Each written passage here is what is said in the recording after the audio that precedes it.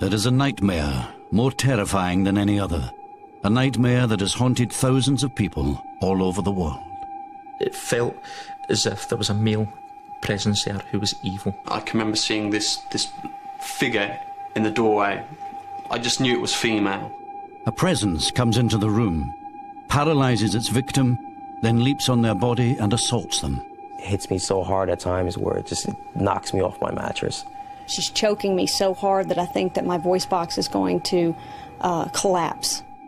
Sometimes it's a shadowy figure, sometimes an old hag, sometimes a demon. But whatever shape it takes, the entity, as it is often called, has concrete effects, leaving its victims battered and exhausted, their lives in pieces. Sufferers are sure that when they see it, they are awake, and it is real. Science, psychology, and religion have all grappled with this phenomenon. Can any explain the mystery of the entity?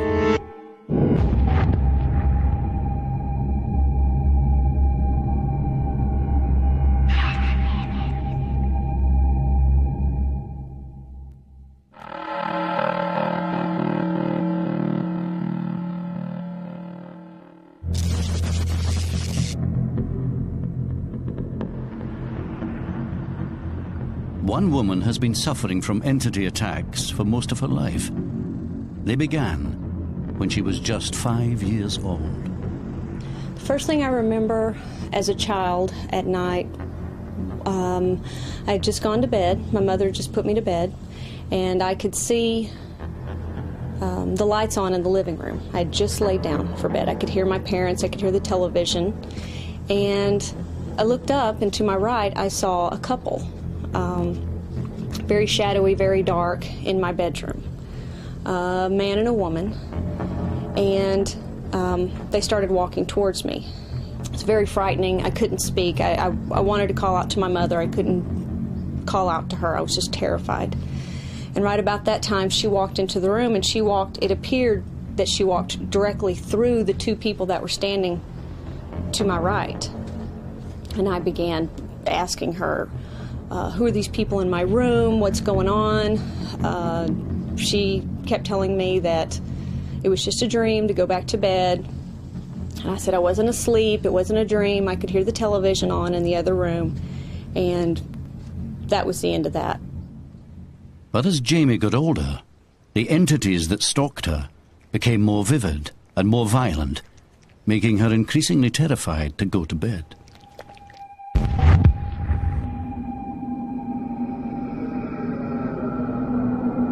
As soon as I become aware that there's someone in the room, I'll go into a paralysis, and I can't move, I can't shout out, I can't, I'm unable to call for help, and I'm unable to stop any kind of attack. Usually it's an attack. You can't move, you can't scream, feels like you've been drugged somehow.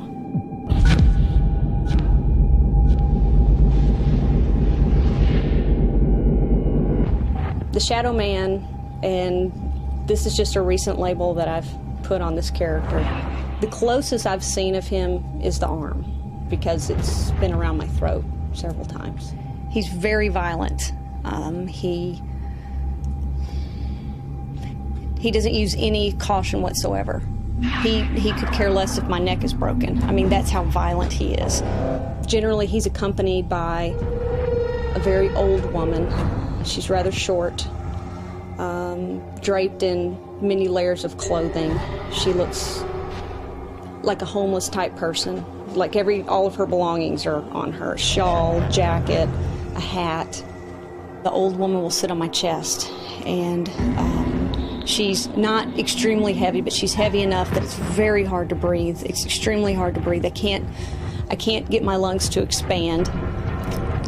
He'll have me around the base of my neck. She'll come up to the top part, and she's choking me so hard that I think that my voice box is going to collapse. I can't move. He's got my arms down, usually, or just the way she's sitting on me, I can't move, and there's nothing I can do.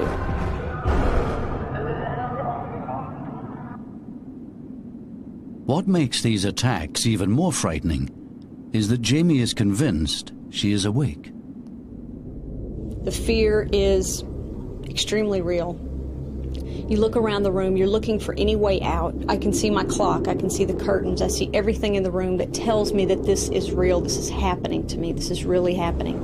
And I'm wondering why my husband can't hear them, why he can't hear the struggle, why he can't hear the fight. And beyond that, I'm wondering what's going to happen to me after they kill me, who's next. Your mind and your body thinks you've been through it. But to everyone around you that you associate with, that you work with, your friends, your family, your doctors, they say it was just a dream, just get over it.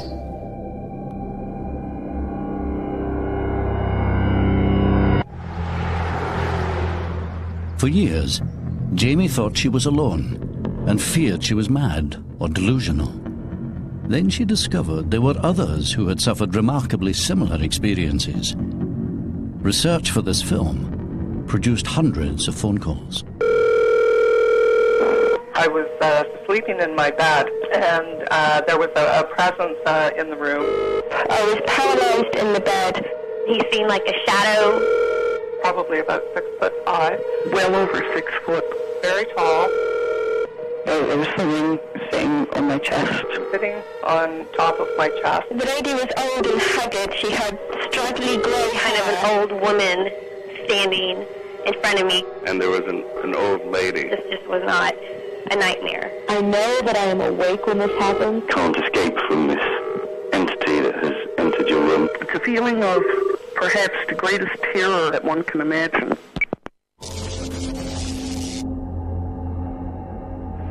There was a presence in the room. I thought I could see an entity, black figure.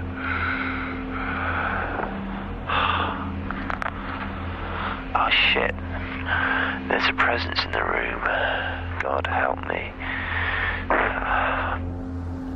Matt Watkins is a psychology student at the University of the West of England. Like others, he has experienced entity attacks for most of his life. Unlike others, he often recorded the events as they occurred. Friday the 26th, 20 to 4 in the morning. Saw some things.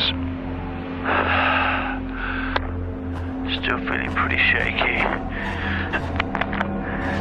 There was definitely a presence here. Oh God.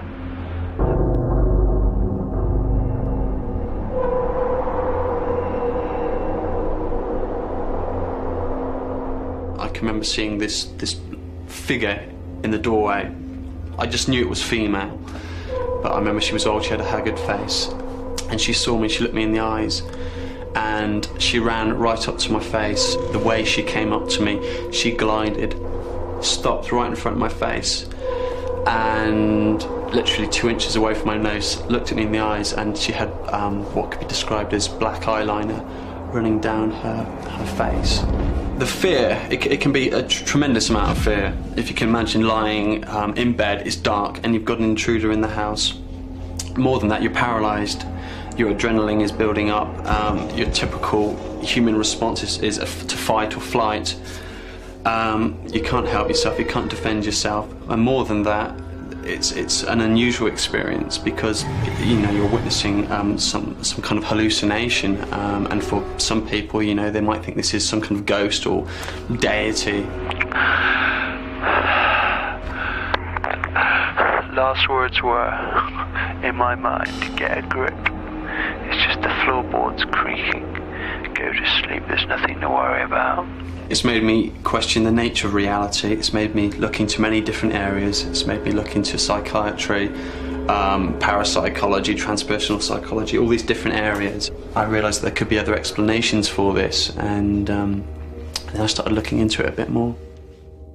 Matt was terrified by his visions, but he was also intrigued. He decided to make the entity the focus of his degree. Searching through ancient texts, he was surprised to find evidence of the entity experience dating back over 2,000 years. When doomed to death, I will attend you as a nocturnal fury. I will attack your faces, and brooding upon your restless breasts, I will deprive you of repose by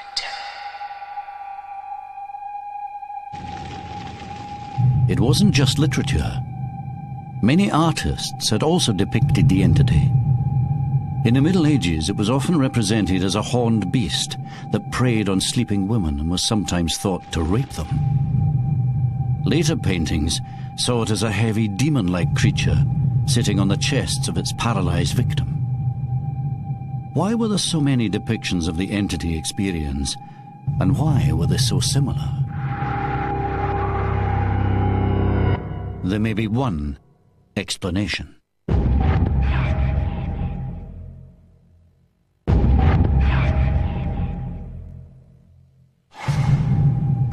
Throughout history and across the world, thousands of people have suffered from nighttime visions in which they are attacked by violent and mysterious entities. Some people have such severe experiences that their lives are left in ruins. Every time something happens like this, I don't really repeat a lot of it, and I try to forget it, and I'm having a very hard time describing how intense it is. The fear is intense. I've woken up with cuts on my hands from my fingernails, clenching my fist. I cracked teeth during my sleep just from the intensity of everything, clenching my jaws. I did think a few times about taking my own life. You just don't see any out to it. What happens is when you get to the point where you're so tired, you're just so tired, and you're so tired of fighting, and every night you know when you go to bed it's going to be another fight, a struggle. You become afraid to fall asleep. For some of these entity attacks, science may provide one explanation. When we are dreaming, a mechanism in the brain paralyzes us to prevent us acting out our dreams. Some people get trapped in a state between wakefulness and dreaming called sleep paralysis. Dr. Al Shane has studied over 9,000 cases and believes that it may have been experienced in mild form by up to 30% of the world's population. Sleep paralysis, as I view it, is a type of dream, a waking dream, or perhaps more accurately, a waking nightmare.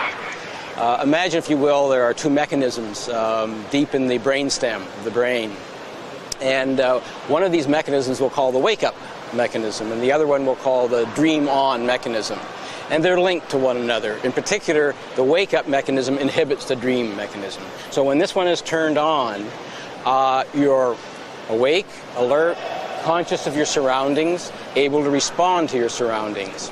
Imagine that as your wake-up system turns down, if there's a problem with particular neurotransmitters, it may not be inhibiting the other system. So this one may turn on before this one turns off. So you have two systems on now. So you're awake and you're dreaming. If sleep paralysis might help us understand why these visions seem so real, can it also help explain the shared scenario experienced in the attacks?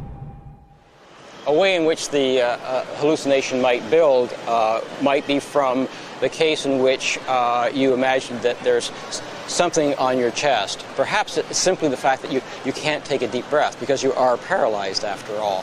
One interpretation is that because there's something on your chest preventing you from taking a deep breath. If you've also had a visual hallucination, it's easy now to conclude that whatever that thing was, that is now what is on your chest. Initially, often it's simply a feeling that there's something there. And you are searching for it. If your eyes are closed, you feel that if you just open your eyes, it would be there. If your eyes are open, it may be just out of sight. Perhaps you will see it. Perhaps you will now start to see some form, some vague shape. Maybe you'll hear something, footsteps, movement in the room. You may actually feel something touching you. And you can see as each of these things happen, the hallucination gets fleshed out so that this vague sense of a presence can become a concrete entity in the room. The condition of sleep paralysis might go some way towards explaining why some people are visited by entities, but there are other attacks which reportedly go much further.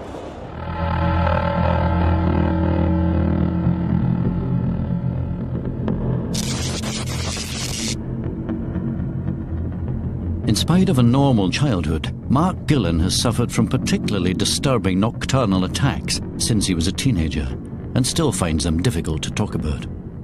I was only about 17 when this first happened to me.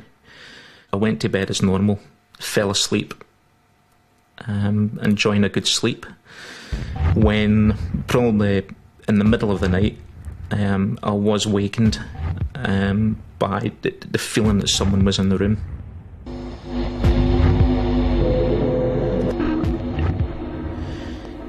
I couldn't explain who it was. I didn't know who it was. I then felt being totally paralysed, the fact that I could not move at all.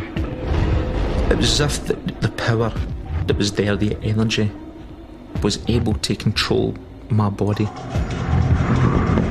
I was being held down from the back. I could feel his hands on me. I could feel that it was a man. I could feel the size of him. I knew that the size of the person that was there. It was a fully grown man. What happened next was a sexual act. As if I could feel him pushing himself on top of me.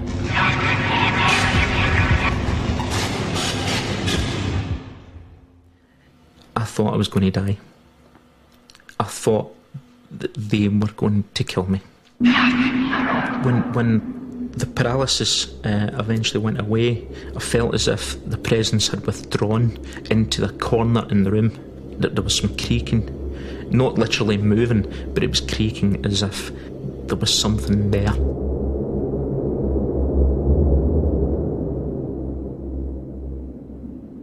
Mark's alleged ordeals have been so severe that they've caused a strain in his relationship with his fiancée. Vary refuses to talk about this for one reason. We went through a terrible time with it. I think the fact that I've not been able to cope with this as well as what I should have done has actually contributed towards a lot of the problems that we've actually had in the relationship. I still hold possibly a lot of anger. I still have a lot of feelings in my mind as to, what's happened to me. Have I been going mad? I'm fed up with going to bed and worrying. Mark's attacks are horrifyingly real to him, but Dr. Shane believes that a scientific knowledge of how sleep works might explain not only these attacks, but also the myth of demonic assaults on medieval women. Sexual assaults are not common, but they certainly occur. During REM, males have erections. There's also clitoral tumescence in women, so that our dreams have sexual content because our sexual organs and sexual areas of the brain are being activated. So it's not surprising that the combination of fear and sex leads to a sexual assault scenario. But for Mark, this leaves one crucial element unexplained. His bedroom was once his older brother's. A couple of years before this happened, my brother actually had this room. He was staying in that bedroom. I started to tell him what had happened to me in that bedroom. He did actually say to me that he had very similar experiences. He'd gone through certain things the same, such as feeling of being strangled, feeling of someone being there. He didn't go into too much detail, and just probably the same as me, frightened to talk about it. Is it just a coincidence that it was just the same bedroom? Don't know. While some suggest that sleep paralysis is hereditary and can therefore explain such cases, others believe that entity attacks might be associated with places as much as people. Professor David Hufford has been studying the entity phenomenon for over 30 years. His research has been inspired by his own experience.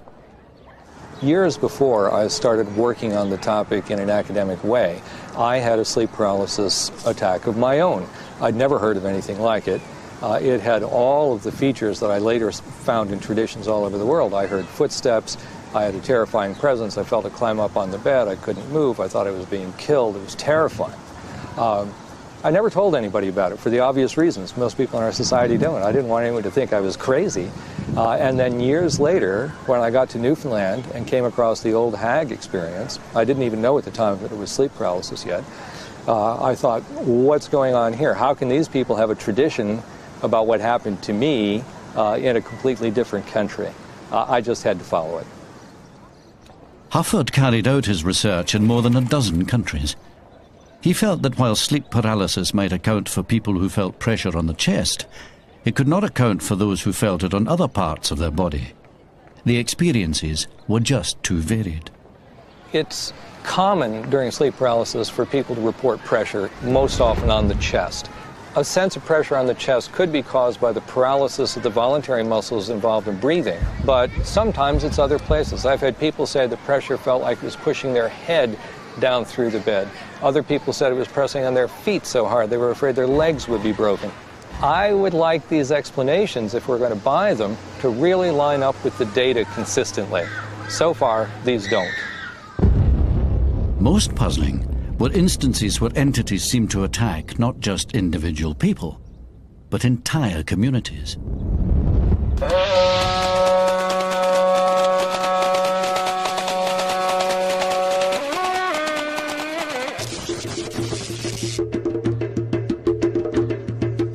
Villagers on the isolated island of Pemba, off the east coast of Africa, claimed that they had been plagued by an entity for more than a decade. Like Mark Gillen, some also feel that it has sexually assaulted them. They call this entity the Popabawa.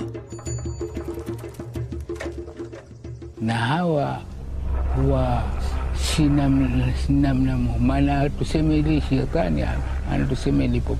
Iwa mwanamke na kwa wanaume wapo, wanawake wapo. Upo. Yani kama kijivuli kilivyo, basi na hicho ndio kinavyotembea. Yani kijivuli tu, yani ni kama kijivuli, lakini unahisi ni kijivuli cha kutisha. Si kijivuli kama chako wewe hichi. Ni mfano tu, lakini ni kijivuli yani cha kutisha. Kuingia ndani nikapoteza kama sina fahamu, lakini hapo kwa zile fahamu zako zitakuwa zipo, wamuona, lakini huwezi kufanya chochote, mtoto utakuacha. Halafu yake kukamua. Wapiga mikelele haitoki. Sasa mule wewe kama unaona mwapigana wewe. Hapo kitu cha ajabu. Mlango umefungwa. Sasa wewe anakutokezea matokezeo kama yale. Sasa vipi unahisi ili jambo na unajua kwa kuwa limeni kamata kama hivyo leo unapiga ukelele, unaamka kitu mtu maji. Kwa hapo tukaona itakuwa tabu sana hii, watu hawalali. Wapita wakiwakamua, watoto wapiga mikelele usiku. Tukafanya shauri hiyo ndio tukaenda tuko. Hatukumpata, alitutoka. Lakini inakuanisha kama ni kitu cha shetani. Maana yake kile kitu kinakuja kama kitu shetani, unafahamu, katika usingizini. Upo. Since the attacks began 10 years ago, the villagers have called upon their spiritual beliefs. Now many of them carry protection against the Popabawa in the form of pages from the Holy Quran, sewn into a purse which they keep on them at all times. Si nguvu, isipokuwa mwili wangu tu ni mzito. Yani nikwambia mzito, unaweza kufahamu. Si mzito wa kilo. Ni kwamba kilinifika tu pale kitaka kunivamia, lakini kunivamia yenyewe kilinivamia, lakini hakunivamia kama kinavyofanya wenzangu. For the villagers of Pemba, the supernatural nature of entity attacks is accepted without question. Only 200 years ago, Western cultures would have taken the same stance. To this day, the more science falls short of a full explanation for these terrifying encounters, the more some sufferers have been tempted to look beyond the rational, towards the religious institutions which recognize that supernatural phenomena may be real. I personally witnessed some of the things that Ted was encountering.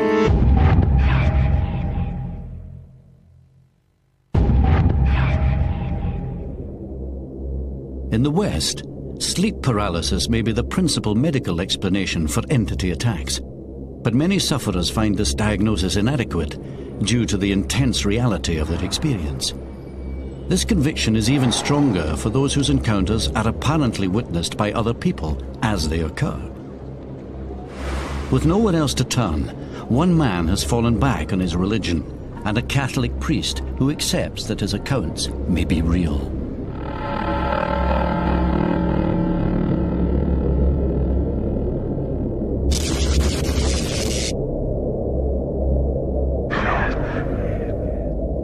I've been hit by like an unseen force. It hits my chest. It penetrates right through my head, through my body, through my chest, yanking my legs. It hits me so hard at times where it knocks me off my mattress. Sometimes I'll wake up after getting assaulted or after getting paralyzed, and I'll see a stream of black or white smoke just kind of streaming out of my bed, my pillow next to my face, or just floating in midair. Ted Philippone lives in Greenwich Village in New York. He claims that he's been suffering from entity attacks on a nightly basis since he was a child. They are so severe, he can no longer hold down a regular job. It's putting so much fear within me that I'm unable to sleep, that I feel that I have to keep opening my eyes to see if there's something in the room. And it's affected my mood, it's affected my depression, it's totally rendered me literally useless to society, useless to everybody. With no regular income or family support, Ted has turned to the church and now lives in a Catholic hostel under the supervision of Father Pat Maloney, who claims to have witnessed these strange events. There's one particular time he seemed to be very upset, not so much agitated, but almost fearful. And he said, "Look, it's at me again, it's bothering me." I said, "What is bothering you?" He said, "You don't believe me." I said, "Of course I believe you, son." So I laid in the corner about a foot away from him, got just that little bit closer, and I felt an immediate type of a vibration, a physical presence of some kind. And yet I did not feel that whatever was bothering or obsessing Ted was malevolent. It was as if he were attracting some force, something outside of our dimension. Father Pat is not the only one to have observed the phenomenon that has surrounded Ted. His girlfriend of 5 years also claims to have seen these entity encounters. We were just sitting on the couch watching TV and I guess facing the bathroom door, and the door was open, the bathroom door was open, and I saw some type of grayish silhouette walking out of the bathroom. You couldn't really define the shape if it was male or female. It was just some type of silhouette, very tall, and it was just cloudish, grayish, and it was walking towards Ted's bedroom. Then he said to me, "Did you see that?" So I was like, "What are you talking about?" He's like, "Did you see that thing coming out of the bathroom?" So I was like, okay, I must not be going crazy. So that's the first time I ever saw something like that with Ted. Although one of Ted's doctors believes he is suffering from sleep paralysis, aggravated by a traumatic upbringing, the fact that his encounters have been witnessed makes them more difficult to explain. In a way, every case is sort of remarkable and very highly strange. The ones, though, that really just amaze me are the ones where more than one person is involved, where one person is having the sleep paralysis and hearing something or seeing something, and somebody else in the house hears or sees the same thing at the same time, even though they're not having sleep paralysis. Why, how do you account for that? I'm baffled by a good reductive explanation for that. He's seen the best psychiatrists. He's been through medical doctors. We've tried everything. I've tried praying with him. I've tried all the things I know how. And I am still convinced there is something there. While academics find Ted's experiences baffling, age-old religious traditions are less surprised. In fact, they suggest such experiences occur regularly and are even treatable. Lou Gentili is a demonologist and a devout Roman Catholic. He claims that he has often helped people in Ted's situation. We've arranged for him to come to New York to see what his methods might reveal. Demonology is the study of fallen angels. It's the study of things that are evil, whether it be religion, whether it be demons, devils, things of that nature. I come across cases that are malevolent, evil, demonic, or diabolical on a monthly basis. Out of a month, I may get 5 or 6 cases, that are truly have activity that are evil. Lou and his assistant go to the hostel and meet Ted for the first time. They will interview him extensively to try and determine whether his attacks are psychological or supernatural. What I'm going to do is I'm going to ask you some questions. Some of them are going to be maybe a little bit personal, but it's all going to be to help you, okay? I'm not here to harm you. I'm not here to exploit you or anything else like that. I'm here to find out what's going on. I would give anything for all these experiences that I'm going through to totally come to an end, to totally stop. Are you currently using any illegal drugs? No. All right. Have you ever taken hallucinogens? Nope. This means acid, anything like that? Nope. Have you ever submitted to a sleep study? Nope. Have you been diagnosed as having any psychological ailments, narcolepsy, Tourette syndrome, dissociative personality disorder? Nope. Nothing like that? Okay. Are you willing to get help if it turns out that what is happening to you is purely psychological? Yeah. After 2 hours of questioning, Lou decides that Ted's case warrants further investigation. So what I'm going to do is I'm going to remotely be watching him from another location, actually right above him.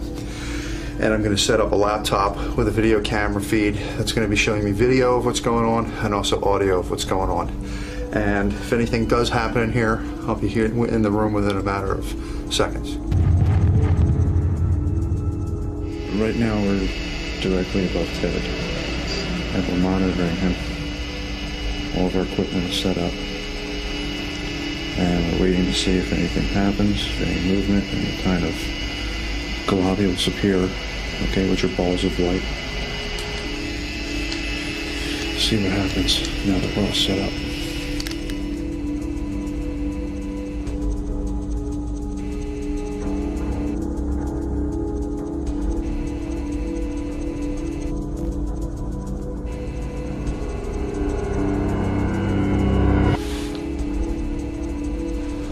Ted said that something grabbed his leg, went on video, we see his leg go. I'm gonna be going down there with him, and I'm gonna sit in there and see what I get on tape, because I'll be running EVPs also. EVPs, or electromagnetic voice phenomena, are recordings of inexplicable sounds which some people believe are supernatural. It is claimed that these recordings can capture spirit voices, which exist on a frequency beyond human hearing. Since he's claiming that, things were touching him before, and that something actually pulled his leg, I'm going to sit by him, but I'm going to be asking some questions on the recorder and see what we get. I've tried communicating with it, and not only did nothing happen, not only did I not receive a reply, the assaults got more intensified within about 10 minutes of asking. Beginning of EVP, July 30th, 2001, at precisely 2:45 a.m. If there is a spirit around us now, please tell me your name on the recorder. Are you a spirit that is out of the light of God?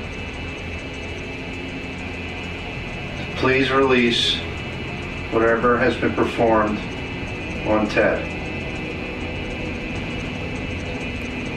I ask this in the name of Jesus Christ, our Lord and Savior. End of recording. As expected, there is no audible sound in the room. But when the scene is played back from the point of view of the recorder, an apparently different picture emerges.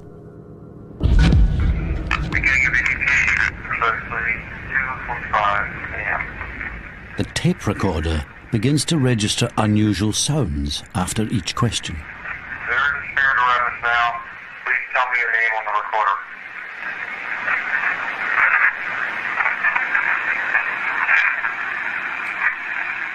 Are you a spirit that is out of the light of God?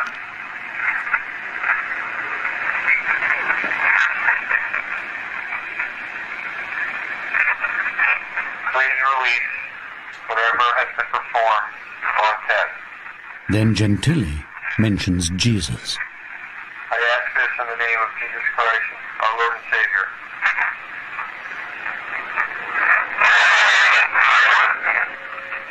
The sound that you just heard, in some people's minds, could be portrayed as static discharge, which to me is ridiculous, because I've heard the things scream blasphemies, okay, in people's houses, and include the client's name, people's names, people who aren't even a part of the case.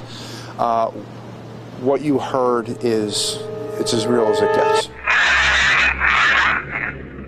After hearing the sounds on this recording, we decided to have the tape analysed by forensic experts. They suggested that the only way similar sounds could be created would be from rubbing the microphone or through a remote receiver, neither of which were apparent during Lou's investigation. At the end of the night, Lou gives Ted his opinion. You know, what we talked about before, about the faith and things like that, I think what's happening here is this thing is driving you to the way you are becoming because of the way that your faith is, and you need to reaffirm your faith. And all these are scare tactics, that's it. They're going to try and scare you. They're going to poke you, they're going to prod you, they're going to hit you, things like that, but they're not going to get completely violent, because somewhere in your heart you do have faith. You just haven't brought it completely out yet. So if I lose total faith, it's going to get more violent? Yes. All I want is just to sleep peacefully without always sleeping with one eye open, looking at the corner of my eye, opening, closing, just to see if there's an entity in the room. I question myself, why is this happening? Why can't I just stop? It seems to me that he has a supernatural, preternatural, and a psychological problem.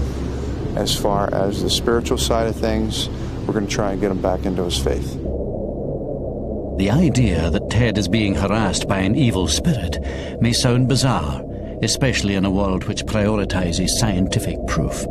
But there is one case of nocturnal assault that goes way beyond even the most extreme entity visitations. For one man believes that the entity is not attacking him from the outside, but from within.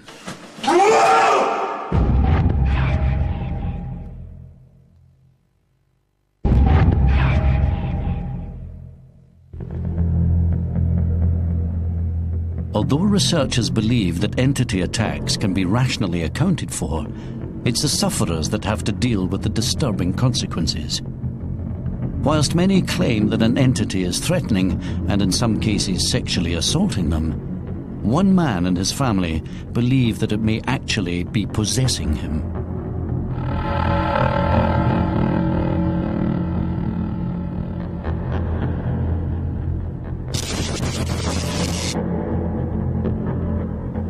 I think he's possessed because when he's awake, he's not violent, and he just don't look like himself when he's having a night terror. He don't sound like himself. He has a terrifying holler. His eyes are glazy looking. They just don't look like him.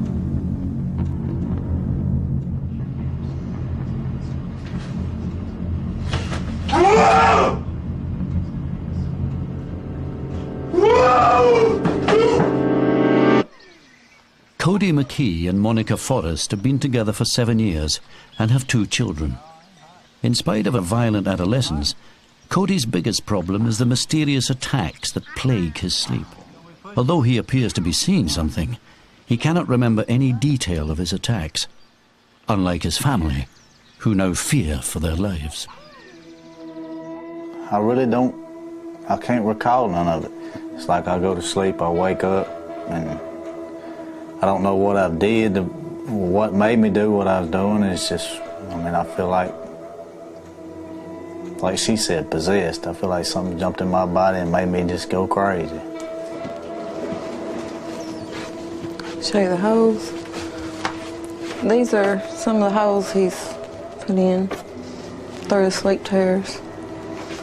When he put his fist through the fan, he went in through the front and out the back and into that wall. I've knocked holes looked through walls, I've stuck my hands in fans, I've knocked holes in the door. I've tore the tip of my toe off. His foot or his toe or something went through that. I think it was his toe.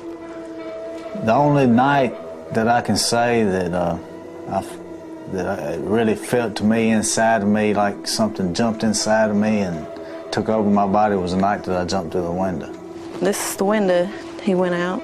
It's like somebody threw him out the window because he did it from a dead stand. He just went out. And that's all I heard. He hollered and out the window. Whenever I come to behind her daddy's car, I heard a word, somebody say, "I see you later, Cody." That's the only words that I heard, and I woke up, "See you later, Cody." And I started walking back up to the trailer, and as I got closer to the trailer, I realized that I'd done something, and I got to seeing, I was cut head to toe, had 60 or 70 stitches. But it is not just Cody who has been hospitalized by these violent attacks. The night he broke my nose, I thought that he was going toward my child, and that's all I could think of, and so I grabbed him to wake him up. And I believe when he brought his arm back is when he hit me. I mean, waking up and seeing all the blood and seeing her crying and seeing her nose there was actually a bone stuck out of her nose, where it come through. And knowing that I did that to her it messed me up for a long time, That night I decided not to sleep in the same room with him. And I was just locking the door then, and he had another one. He ran and hit the door, and with the door locked, it flew open. So then I decided to start moving stuff in front of the door. He's got it to where it won't lock. If you just close it like that, you can pull it back open. So I have to pick up on it and make sure it's locked. Then I pull this bed like that.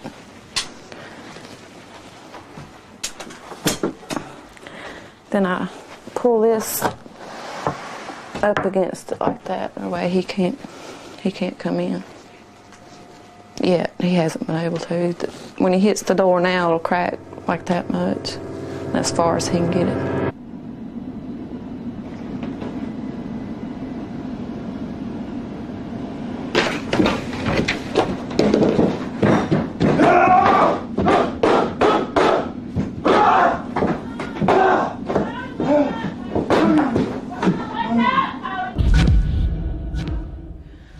This is ridiculous, having to go to sleep like this. Most people just go to bed, and you can't. You have to protect yourself when you go to sleep. Unable to afford medical guidance, Monica and Cody grew fearful that his attacks were being triggered by an external entity. We arranged for Cody to be seen by a sleep clinic to see if they could explain his nocturnal awakenings. This is the most extreme case of sleepwalking and night terrors that I've seen.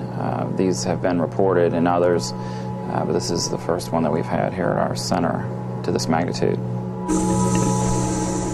While Cody spends a few nights at the sleep lab, doctors will study his brain activity and muscle tone, as well as record him sleeping using infrared cameras and sound monitoring equipment. If you need anything at all during the night, the intercom will be on all night. Don't hesitate to let us know. Okay? All right, let's hear him now. All right, love you. Love you too. All right. Okay. All right. Good night.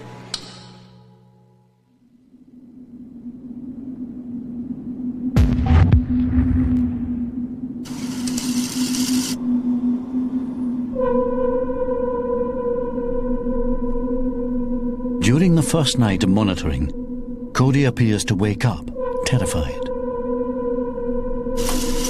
The EEG machine shows that he is still in deep sleep and not dreaming.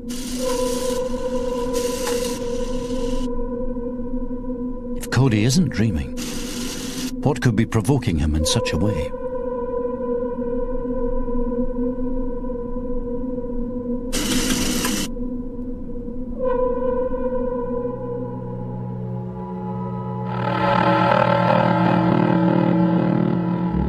The next morning, Dr. De Villa studies the tape.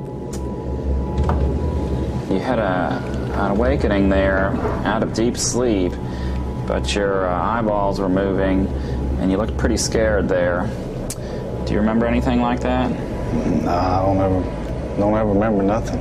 You don't remember being in a nightmare or having a dream or on that particular night? Mm-hmm. And Monica, have you seen him show those eye movements in the past, or has he opened his eyes? No, I usually don't wake up till he hollers. Okay. It looks wicked to see my eyes open like that. I mean, they just don't look like me, really. His eyes are darting around. It's hard to know whether he's actually seeing anything or not. He doesn't have any recall of opening his eyes. He doesn't have any recall of seeing anything frightening, although he looks frightened. In Cody's case, we cannot find a specific trigger. So he is a mystery in that sense, and we cannot determine what is going on in his mind. But in his case, for some reason, he is fighting to get into wakefulness and alertness, and literally fighting his way into that. Dr. De Villa believes Cody is suffering from an extreme form of sleepwalking that occurs during the deepest stages of his sleep. But what Cody actually sees, or why he is driven to such violence, still remains a mystery. Whatever the medical explanation, Cody is still no nearer to understanding what causes his attacks. They haven't gave me a reason why I do it. They haven't told me, they don't know why I do it, what causes it. All they know is they can put me on medication and maybe it'll stop it. And, and I hope it does. I hope I can take some medication, go to sleep at night and rest. And don't have to worry about hurting anybody or hurt myself. Cody has now been taking the medication for over 3 months. Although his attacks are reduced in number, they still occur and are as unpredictable and violent as ever.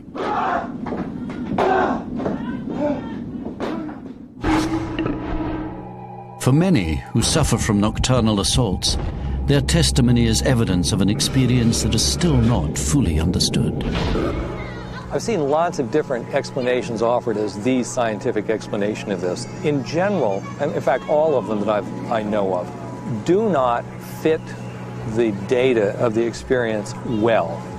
Now maybe someday people will be able to get to the point where they really do fit well, but I do think that it's not fair to people's experience and people's understanding of this sort of thing to take a loose, sloppy, hypothetical, scientific explanation and figure, well, at least it's scientific, we ought to accept it. No, that's not right. It ought to really account for what needs to be accounted for. None of them do yet. Good luck, everybody. Keep working on it, but let's not claim that it's been done. Whether or not science will one day offer a full explanation for these nocturnal attacks is unclear. What is clear is that those who suffer will continue to live in fear of what lurks on the other side of sleep.